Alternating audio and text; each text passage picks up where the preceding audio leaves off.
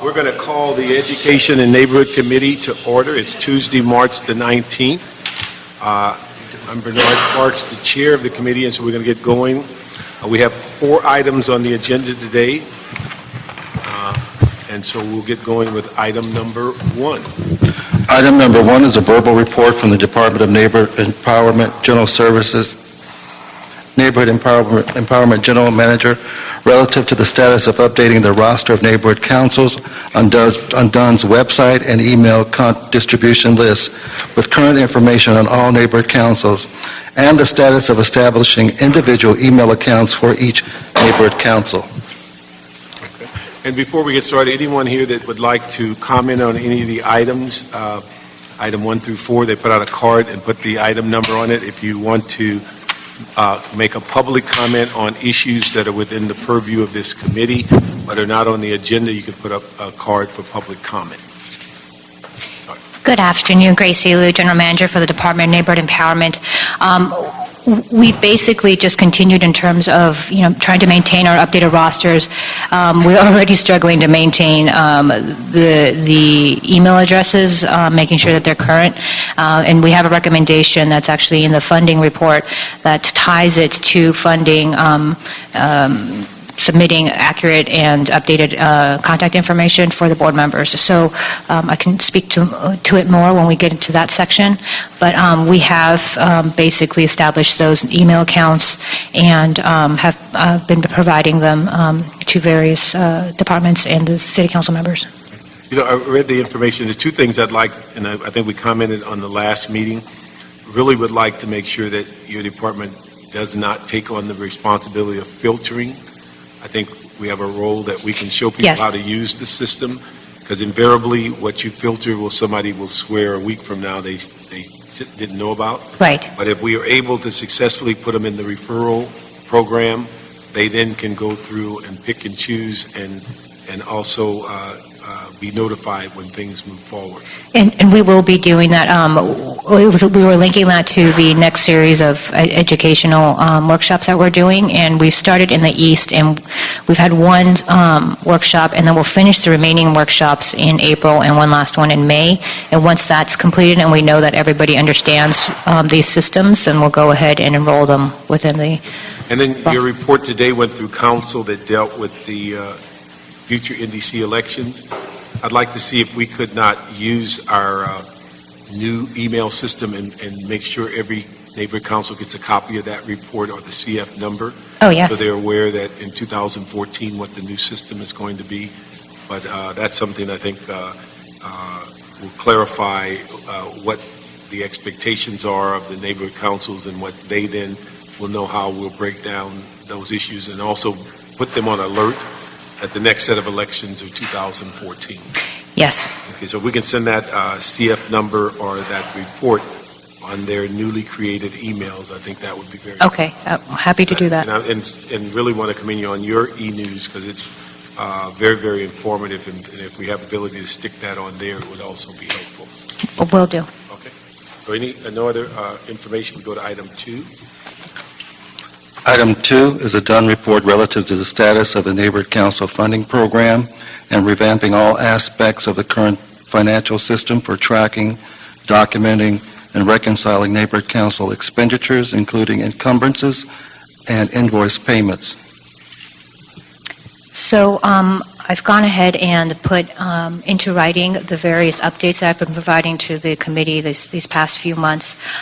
Thanks to Barker Khorassani and the CAO, CLA, and Controller in Office of Finance, we've been able to come up with a system, checking account system, that we think will help address some of the issues that we are currently dealing with existing funding program, and that includes the staffing of not being able to do both payments and audits, the demand warrants being backlogged sometimes 30 to 60 days, purchase cards would not being sure entirely what's being spent on them in terms of how they're being utilized, and some of the audits that we have now currently done, we do see some disallowed items being purchased, and we're trying to track down the neighbor councils and make sure that they understand that these are disallowed and on the purchase cards, and that they're not supposed to be using it that way. And that ties in with those audits that we are doing that are behind. We only have one person from the controller, 120-day hire, that is doing those audits, and we have notified those 71 neighbor councils that were late with their audit submissions, their reconciliations, and they have till April 1st to bring their submissions up to date, or we'll start freezing funds in order to get that information.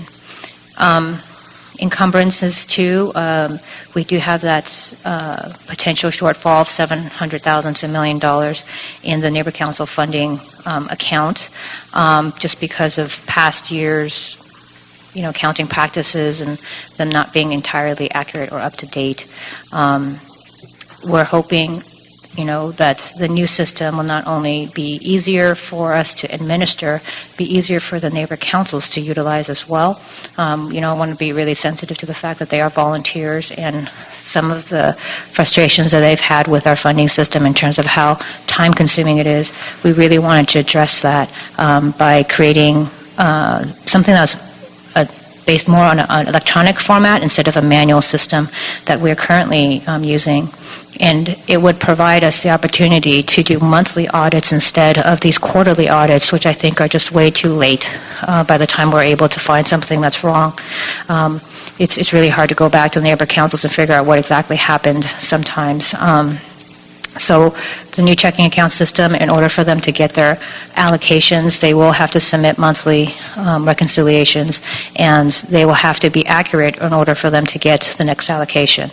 If for some reason what they spent it on is disallowed, we will let them know, and we will exclude that amount from future allocations, so that they can't just keep spending in an improper manner. And if they continue to spend in a way that violates policies and procedures, we would freeze their funds, and this checking account system would allow us to do that. And more importantly, in terms of transparency, right now we don't post the quarterly reconciliations just because we're right now just trying to catch up. I think with the monthly reconciliations, we would be posting them.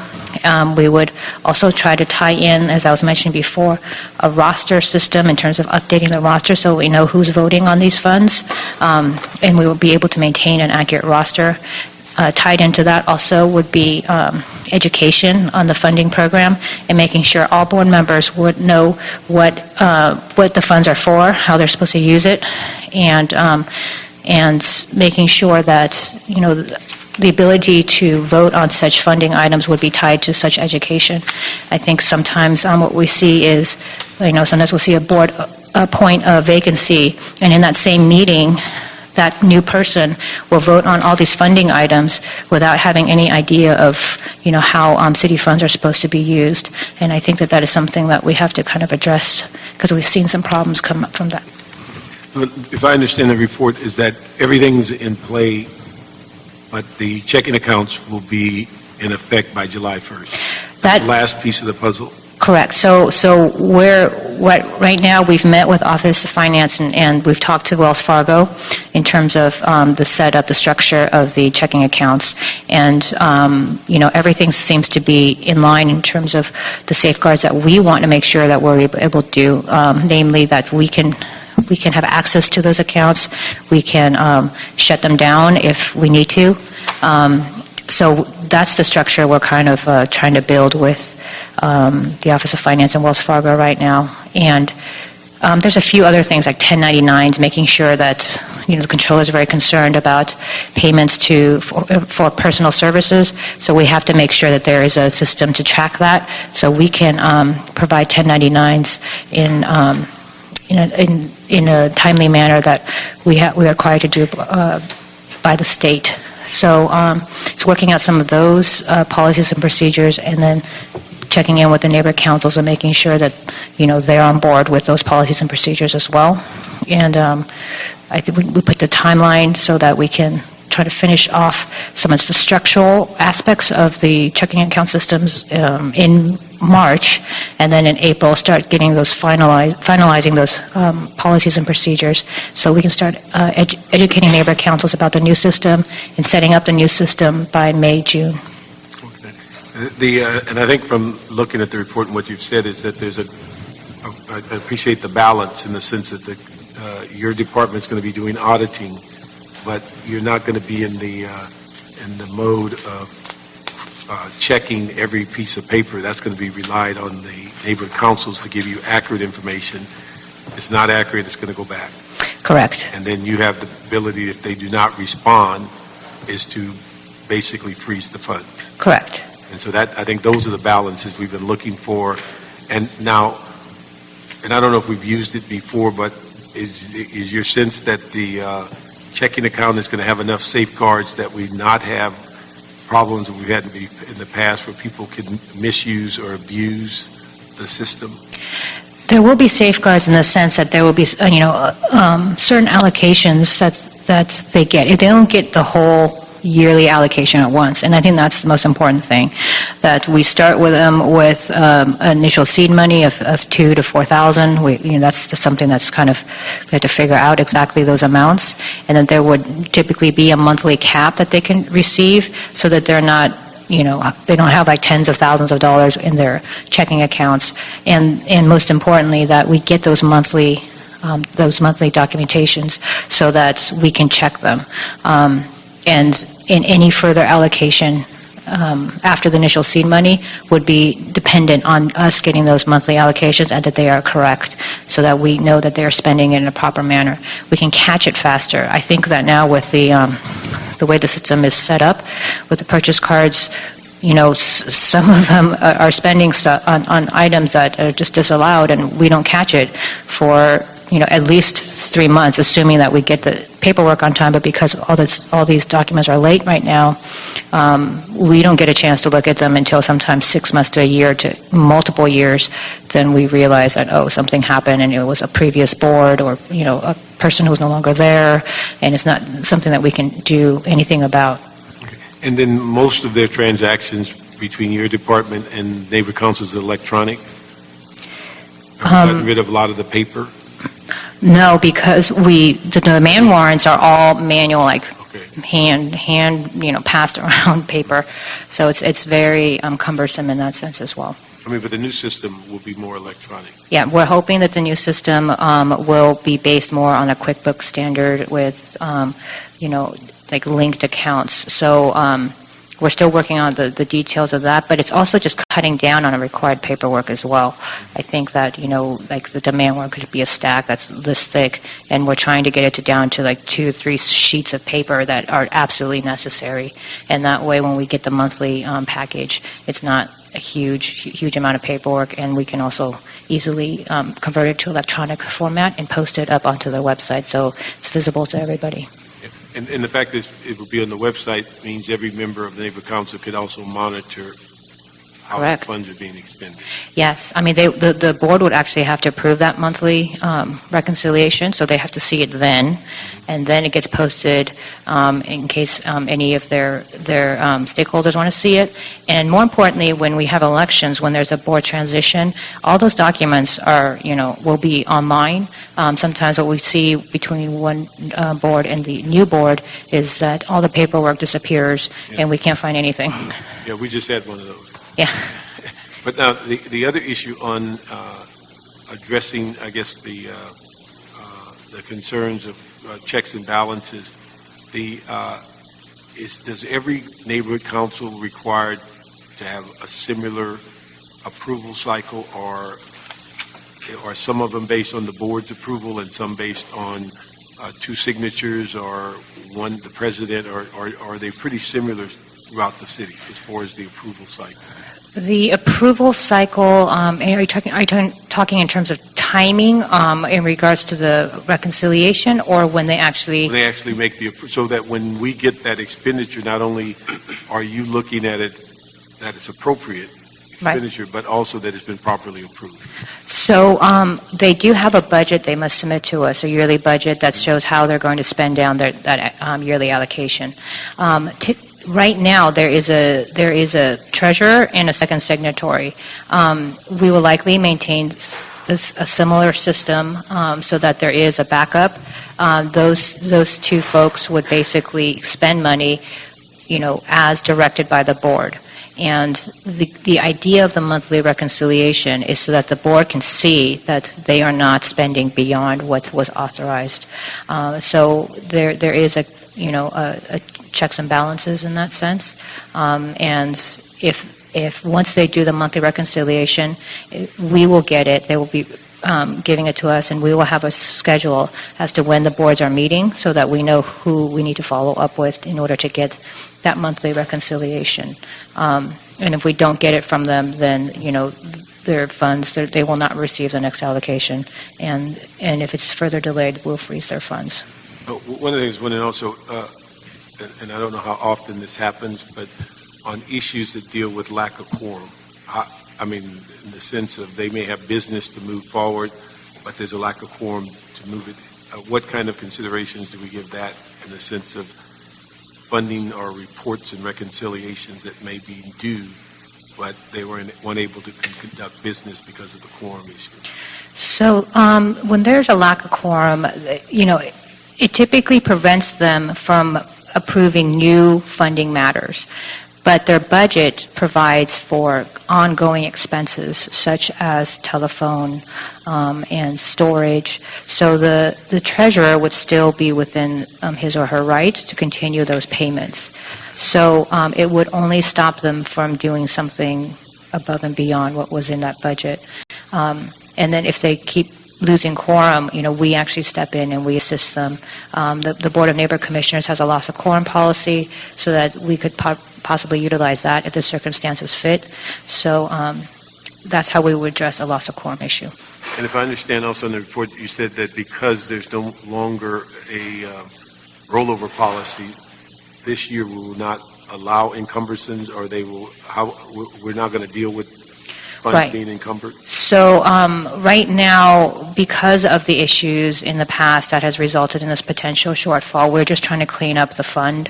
So I have basically stated no encumbrances this year while we try to, clean everything up.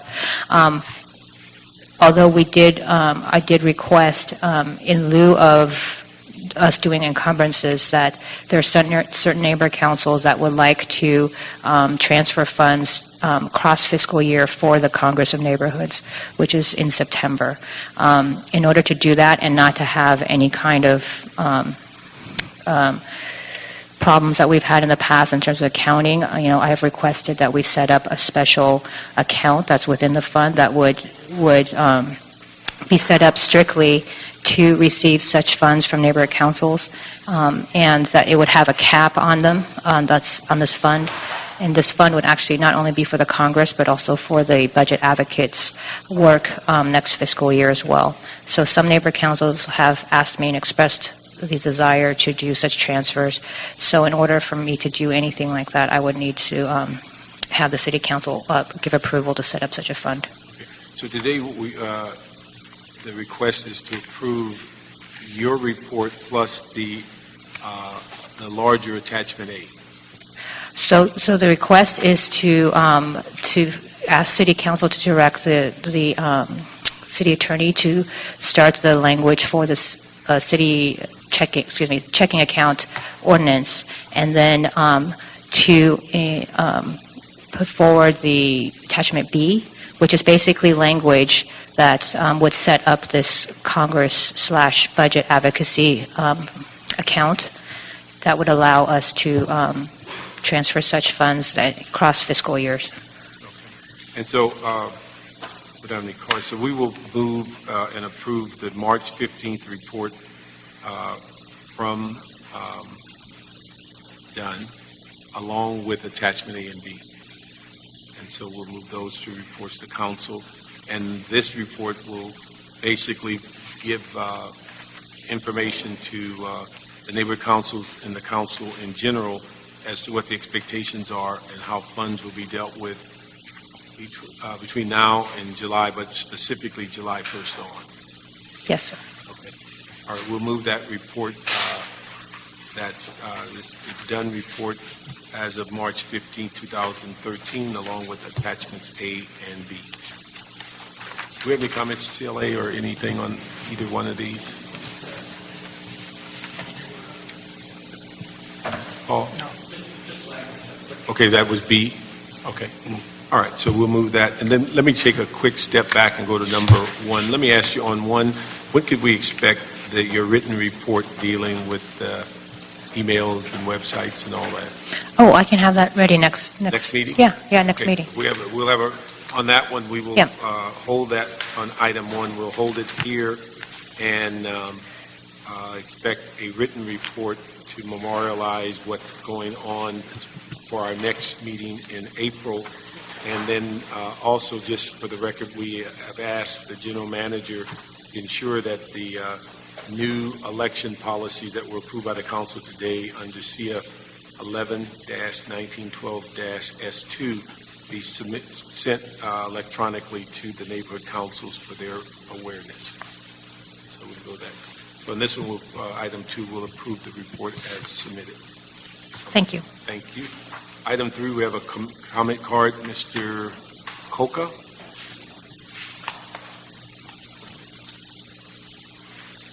And while you're coming up, why don't you read what we're doing with number 3? Number 3. Number 3 is a verbal status report from the city attorney and Dunn, general manager, relative to recommendations for standardizing the factual basis stakeholder definition, qualifications, and documentation. Public comment. Thank you, Councilmember. Rick Coca, Councilmember Weezar's office. I just wanted to step in briefly and one, thank you for seconding the motion and continuing it here, and in particular for your patience. I think when we submitted this motion, there were some that thought we were going to try to rush it through, and one of the key components of it is to get public comment, particularly from our neighborhood councils. As you're going to hear in a second from Dunn, that is exactly what's happening now. And there were some recommendations via a motion from Commissioner Epperhart yesterday at the Bonk meeting. We support that motion, albeit with a caveat. I think that, as you'll hear, Why don't you tell us what that motion is? well, the motion is to remove the requirement that neighborhood councils provide governing board positions for factual basis stakeholders, so allow them to remove that stakeholders definition, allow each neighborhood council to determine the number, if any, of governing board seats that will be allocated to factual basis stakeholders, remove the current definition of factual basis stakeholder, and 4, allow each neighborhood council to adopt its own definition of factual basis stakeholder. It's the number 4 that we're a bit concerned with. We think that, and even in the conversation and the folks who showed up from the neighborhood councils, and even on the commission, that there seemed to be some need to create a standard that they all can adhere to if they in fact wanted to use a factual basis stakeholder. One, so that it's as robust as our live, work, or own property definition, but 2, also to protect in case there's, let's say there's a factual basis stakeholder council, as one person said there is, that was kind of ill-gotten, that if they were to remain, they would have to meet the same standard, robust standard as our live, work, or own property. And the factual basis stakeholder could be as easy as saying anybody who has a physical presence in a neighborhood organization, et cetera, in the neighborhood council area, or a such as clause, like church member, such as school board member.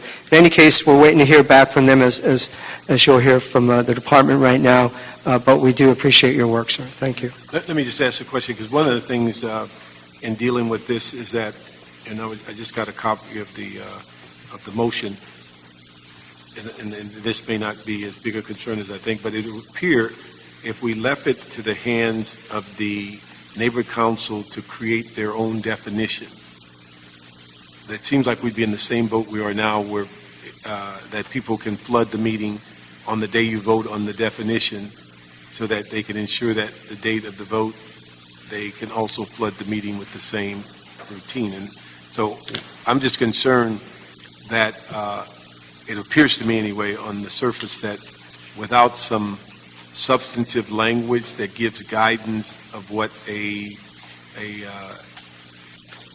factual-based constituent is. It gives the gamut that people can come up with, depending on what their desires are. They could come up with anything from A to Z, and then suffer the same plight on election day, that they have a definition that's so broad that it's not limiting at all.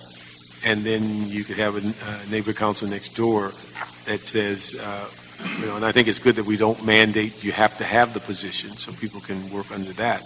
But I'm just a little concerned that it seemed like people understood the charter when it said work and live and things of that nature. But when we got away from that level of definition, it kind of skewed on its own, and then you get into this where people are playing games with receipts for a coffee or driving through, and then particularly if you're going to be allowed to vote in multiple neighborhood councils, you could just have a bus load of people that just kind of weave through the city and vote numerous times on an issue because the definition is so liberal. So I'm just concerned as to the one thing. I think it's good that we not mandate you have to have one, but it just seems like if we're going to have one, we have to have a little wording that says gives you an idea of where to get started from.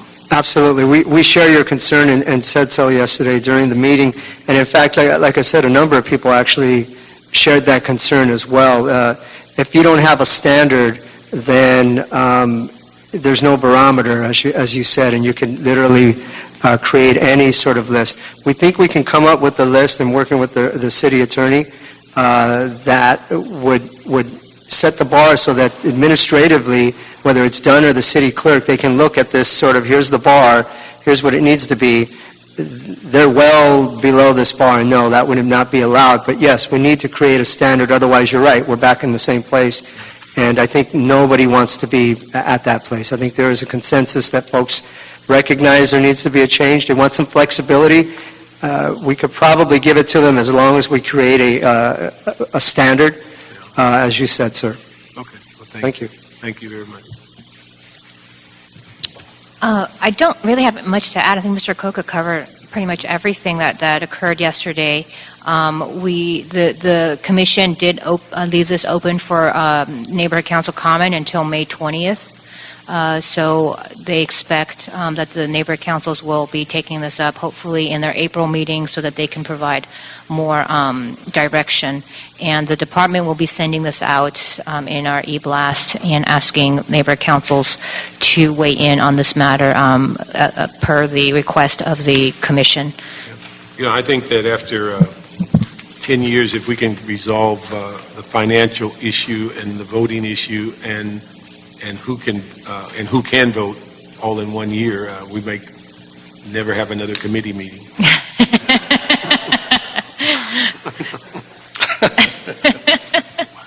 Okay, so we'll continue this in committee, and we're waiting basically for that larger report that's coming from the commission. Correct. Thank you. Thank you. Item number 4 is consideration of a motion by Wesson Busciano relative to naming community Angelus Vista.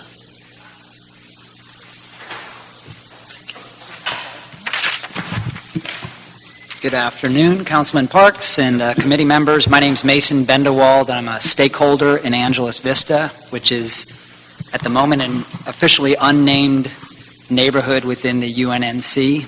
I've been residing there for 9 years, and if it's all right with you, I'm just going to read the letter that I'm going to submit to you today that was prepared by myself and our neighborhood president. When Angelus Vista Neighborhood Association started the process of looking up our name in the city records, to have it officially named, we were told it would take a year or two at most. That seemed excessive. We've been petitioning to get our name the most basic of Los Angeles neighborhood designations for nearly 7 years now. Our surrounding neighborhoods, Arlington Heights, West Adam Heights, Harvard Heights, Western Heights, Kinney Heights, and Country Club Park, are a constant reminder as we commute to and from our homes that our Angelus Vista community remains anonymous. Angelus Vista neighborhood boundaries are Pico to the north, Washington to the south, Western to the east, and Arlington to the west. Our want for an official name to identify our neighborhood is practical. Every city, town, and municipality has a name so it can organize. Every ball team, business, street, and avenue are identified for practical identification. Without a name, a group lacks distinction. Angelus Vista is proud of its people, its streets, and its trees, and we want others to know the name of our community too. Let me ask you, what have you done during the last 7 years, in the process? Because all I have is a motion. Have you done the petitions? Have you had the hearings in the community? Sorry, I didn't mean to cut you off. It's my understanding, at least when we started the process, just in our little neighborhood meeting that we have once a month, a neighbor who no longer lives there, AJ Lentini, looked it up. I believe besides Googling and looking at maps, he seemed to find that name. Well, I understand the name. I'm just saying that Yeah. the city, way back in 2000, I guess, 2, decided there's certain criteria. You had to have 500 names, signatures in the immediate area that supported it.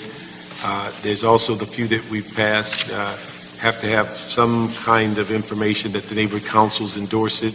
You have to have a public outreach so that we determine before approval that this is something that the community has asked for as a community. Because I agree that naming communities are important and having signage and things, but I'm just void of where is the information that supports this that you've been working on for 7 years. I'm perplexed at the amount of red tape it's taken, because until recently, and this is why I'm here, until recently, I'd never heard that there was any petition needed. In fact, I always heard that was something that was new, that you needed 500 names. Well, they say here, and I'm going to bank on the CLA, who's never misled me, that they said since 2002, the application includes a petition, must be submitted, either a change of neighborhood name or create one where none previously existed. The petition must contain a minimum of 500 signatures of individuals who either reside in or have businesses, both profit, nonprofit, the neighborhood being named. No fee is required, but also the questions we've asked of other neighborhoods is that if the neighborhood council in that area, is it multiple neighborhood councils? Have they voted to support it? Just so that we ensure that we don't go forward and hang a sign out there, and then you get folks that show up the next day and say, nobody wanted that. Councilman Parks, Darrell Powell, CLA's office, the policy has been in effect since 2006. 6, okay, I got 2002. Okay, it's 6. Okay. Oh, you know what? It is 2006, but it's got an 02 CF number. Okay. That's when we first started working on the policy. Okay, all right. It was a long process. Right. January 2006, but the CF number's back at 02. Yes, Okay. yes. I always go with CF numbers. Okay. Makes me look like I'm brilliant. Well, you are. So where are we on the process? I mean, the thing is, I'm not opposed to it. I just want to make sure that a process we've gone through it, and it's documented in file. But right now, all I have is a motion that says, will you do it, and a CLA report that says, these are the things you need to do it. And It was my understanding in talking with Herb Wesson's office, deputies there, and the help. There's been a number of deputies that have helped this along the way, and honestly, it's not until this last 6 months. This has been something I have brought up literally at every single meeting for the past 7 years, and it's not until just now have I heard about this. And Billy Green is the latest to inform me that whether it's grandfathered in or whatever, our process began before the need for 500 signatures.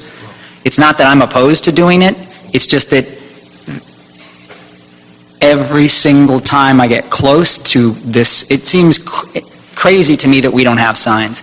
And no matter what I've done, and I could go back, I have folders of emails and me going and laying out boundary lines and everything. This is now yet just one more step, but we've been doing it forever. I know, I'm not arguing the point whether it was there or not, it's just how long we've been working on it. Hey, you don't disagree with everything here takes longer and costs more. Yes.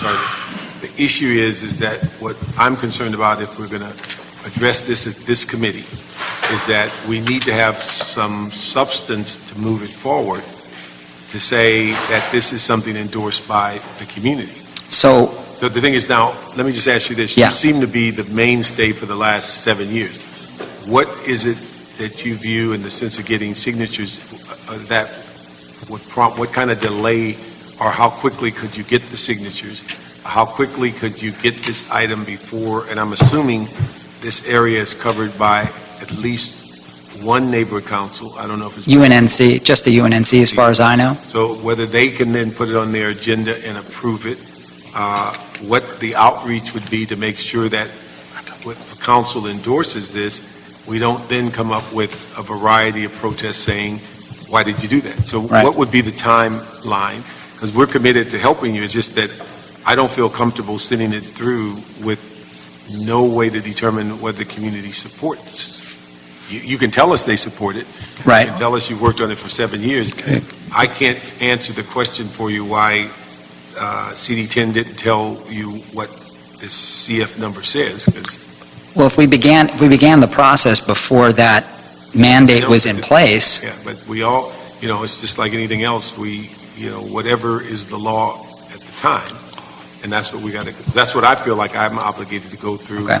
And I understand you've been working on it for 7 years, but if you go back and look at 2006, I don't know when you started, but 2006 is a pretty healthy amount of time. we began our neighborhood council our neighborhood association in 2004. So it's probably 2005 that we looked up, found the name, and began the petition for this. So really, it's our community association that all have So when agreed. The city's policy was in place, you're within a year before that you started working on it. So And it was within that year that yeah. we were already told, It may be too young to be a grandfather then. I am. The issue is that I would like to do this, is that if we can hold this in committee and you can get your community resources together and get us the petitions and get those things that are required by this council file number, we'd be glad to move it through like we've done the last couple. But I don't feel comfortable moving it without the basis of saying there's overwhelming community support for it. I don't know what else to say. Is there, Councilman Parks, can I add in? Yeah. Given that you've done quite a bit of work in this area, we would be more than happy, the CLA's office, that is I, to help them with putting together the information that they possibly already have and bringing it forward. Okay. So I'll talk to them after the meeting, give them my Why number. don't you do that, and then you could assess, and we could make him aware of what the July 31st, 2006 council action required. It seems like they started just before that became the policy. Yes. But again, I don't know if that's enough time between their action and the policy to say, we don't have these requirements in place. And again, I think we've done a couple recently. Yeah, we've done several. I don't have the list of them with me, but I was actually involved in working with the task force to write up the policy, so I know what it is you need to submit. So will you agree to that, and we'll hold it here, Sure. and as quickly as you can bring us the paperwork? the irony is I'm moving out of the neighborhood into Harvard You can't Heights, move. and I'm like, God, I want to get those signs. So you can't move until you get this done. All right, thank you for Is your that a time. deal? That's a deal. All right, let's see and they will help you put it together as quickly as we can get it. We'll get it through and formally get it approved. Thank you, Councilman. Thank you. Okay, so we'll continue that here, and CLA will take up the responsibility to help on this project, and we'll reschedule this as soon as we get the requirements of the Council File 02-0196 that came into play July 31st, 2006, as soon as we get that information. And with that, we certainly need to make sure that neighborhood councils have approved it, and also if there's any opposition. Yes. So those things, and the 500 signatures appears to be common. So we'll hold that until we get that information. So thank you. No, there are no other issues. Anyone have any public comment? We have no cards. So we're going to, what do we call it? Adjourn. Okay. Adjourn.